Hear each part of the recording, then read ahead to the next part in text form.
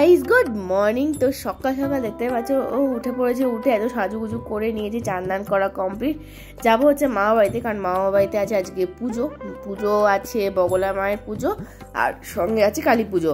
এই দুই পুজো হবে। মামুনি আগের দিন রাত্রিবেলা চলে গেছে আর আমি যাবো এদিকে সমস্ত কাজ মিটিয়ে নিয়ে আমি এখন যাবো মামা বাড়িতে। আর এদিকে কারোটা একটু মন খারাপ, যাই হোক কিছু করার নেই। তো চলো মামা বাড়ির দিকে যাই। চলে এসেছি সোজা মামা বাড়িতে। তো এখানে মামাদের মানে অলরেডি পুরোহিত মশাই এসে গেছে, পুজোর সমস্ত কিছু জোগাড় উনি করে দিচ্ছেন। আর এই ঠাকুরের পুজোয় কি কি লাগে সত্যি কথা বলতে গেলে আমারও জানা নেই। আর এদিকে মামুনি, জ্যোতিদা, মামা, মাসিমণি সবাই এখানে বসে আছে। আর এখানে মামি বড় পিসি এসছে, মামি এদিকে হাতে হাতে একটু চেষ্টা করছে জোগাড় করে দেওয়ার। আর আমিও বসে পড়েছি জোগাড় করতে, যেটুকুনি হাতে হাতে আর কি যেটুকু করে দেওয়া যায়। কারণ সবারই এখন বয়স হয়েছে, তার থেকেও বড় কথা সবারই এখন পায়ের সমস্যা, কোমরের সমস্যা, আর্থারাইটিসের প্রত্যেকেরই সমস্যা।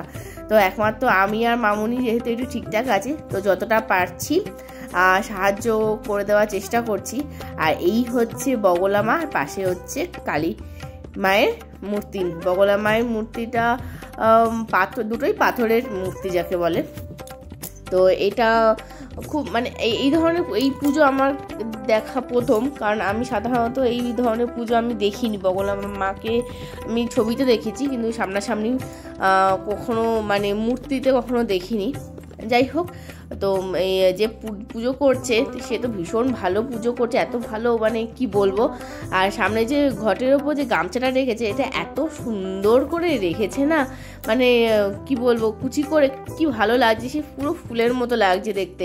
আর এই কালী মায়ের এখানেও ঘরটা পেতে দিয়েছে, যেখানে ঠিক সেমভাবে একই রকমভাবে সেই গামছাটাকে ফুলের মতো করে মানে পাখার মতো করে খুব সুন্দরভাবে গামছাটাকে ঘটের ওপর বসালো। দেখতে কিন্তু অপূর্ব সুন্দর লাগছিল দেখতে।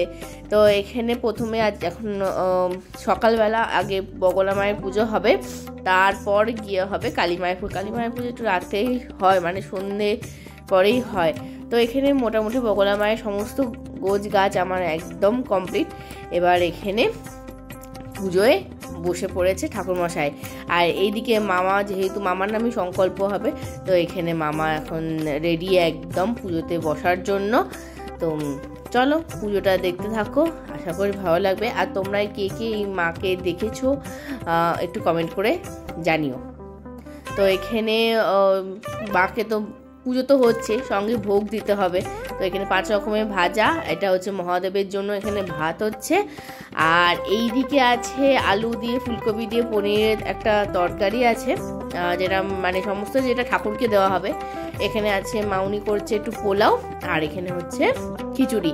এখানে মাসিমণি আর মামুনি মিলে এখানে ভোগটা আর কি আপাতত আর কি রেডি করছে। আর মাসিমণির সঙ্গে বলছিল যে একটু ভিডিও টিডিও করো আমাদেরও। আর আমি ঠিক আছে সব করব। তাই আমিও একটু ভিডিও করছিলাম। আর এখানে মোটামুটি লোকজন আসা শুরু হয়ে গেছে, যারা এই বগলা মাকে পুজো দেবে তারা মোটামুটি এসছে। আর এখানে পুজো প্রায় অনেকটাই এগিয়ে গেছে, দিতে এসে গেছে। এখন ভোগ নিবেদন হবে। তো চলো পুজোটা শেষ পর্যন্ত দেখো, আশা করি সবারই ভালো লাগবে। এদিকে মামুনি মেন ভোগটা নিয়ে চলে এসছে, যেটা মানে পোলাও, তরকারি, ভাত, পায়েস, চাটনি এগুলো দেওয়ার। আর এদিকে মাসিমণি খিচুড়ি ভোগটা নিয়ে এসেছে। তো চলো এখানে পুজোটা এবার এখন হচ্ছে আরতি।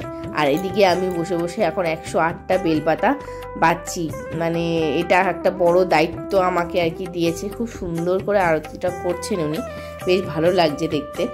আর এখানে আমি বসে বসে এখন 108টা বেলপাতা মানে বেছে রাখছি, কারণ যজ্ঞ হবে যেহেতু কালী মায়ের, তখন লাগবে। আর এখানে এখন বগলা মায়ের অঞ্জলি হবে, যারা যারা বগলা মায়ের কাছে অঞ্জলি দেবে। আমার ইচ্ছা ছিল কালী মাকে অঞ্জলি দেবার, তো আমি কালী মায়ের কাছেই অঞ্জলিটা দিয়েছি। মামুনি বলছিল যে বগলা মায়ের কাছে অঞ্জলি দিতে পারতিস, যে আমি তখন কাজ করছিলাম। হ্যাঁ, এটাকে একটা কাউন্টিংয়ের ব্যাপার, তো গন্ডগোল হয়ে গেলেই যাকে বলে পুরোটাই অসুবিধা হয়ে যাবে, তো আমাকে তাহলে প্রথম থেকে করতে হবে। তো এখানে মোটামুটি ঠাকুর ওদিকটা সমস্তটা জোগাড় করে দিয়ে এদিকে আমি আপাতত পায়েসের এখানটায় চলে এসেছি। এখন এখানে আমি পায়েসটা, এটা ঠাকুরকে নিবেদন হবে না, এটা সবার জন্য। তো এখানে পায়েসটা রান্না হচ্ছে, আর বাইরে হচ্ছে খিচুড়ি, বাঁধাকপি এইসবগুলো রান্নাবান্না হচ্ছে।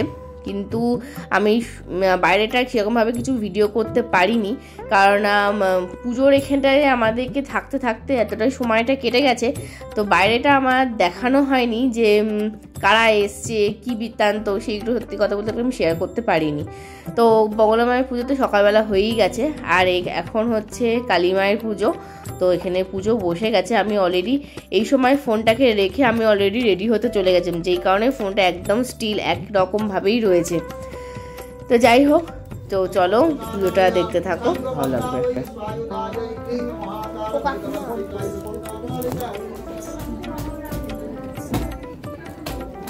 তো এখন হবে কালী মায়ের কাছে বলি। আমরা পশু বলি দেখেছি, কিন্তু এখানে বলি যেহেতু দিতে হয় তাই ফল দিয়ে আর কি বলি দেওয়া হবে। প্রথমে কলা দেওয়া হলো, আর তারপরে অনেকে লাউ দেয়, চাল কুমড়ো দেয়, এগুলো দেয়। কিন্তু এখানে আবার দেখছি পেঁপে দিয়ে সেটাকে মায়ের কাছে বলি হিসাবে আর কি নিবেদন করা হচ্ছে। আমি জানি না আমি ঠিক বললাম কি ভুল বললাম, হয়তো আমার কাছে আমার বলাটা হয়তো ভুল হতেও পারে। যদি ভুল হয়ে থাকে অবশ্যই ক্ষমা করবেন, আমি সঠিকটা সত্যি জানি না। আর যারা জানেন অবশ্যই একটু কমেন্ট করে জানাবেন।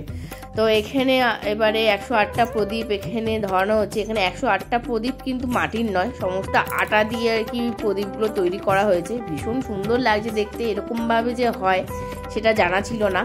আর এখানে কালী মায়ের এখন আসছে ভোগ নিবেদনের জন্য, মামি নিয়ে আসছে ভোগটা এখানে নিবেদন করা হচ্ছে।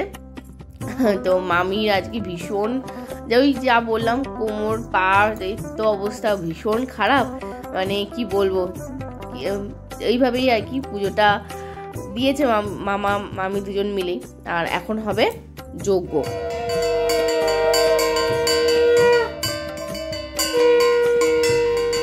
তো অনেক লোকজনও এসছিল।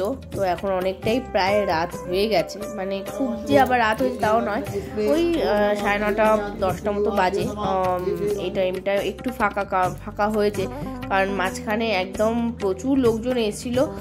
আমি একবার ওখানে থাকছি, একবার এখানে থাকছি। তো ফোনটাকে সেই মুহূর্তে ক্যারি করাটা তো খুব অসম্ভব হয়ে গেছিলো। তো যেই কারণে, আর বোন ছিল ঠিকই, বোনকে আমি বলতে পারতাম কিন্তু বোনকে বলতে পারিনি। যাই হোক, তো পুজোটা যেহেতু শেষের দিকে, যজ্ঞর আগুনটা দেখছো কতটা ওপরে উঠেছে। যাই হোক, ভিডিওটা এই পর্যন্তই। ভালো লাগলে অবশ্যই লাইক, কমেন্ট, শেয়ার, সাবস্ক্রাইব করবে। আর পুজোটা কেমন লাগলো অবশ্যই কমেন্টে জানাবে। টাটা।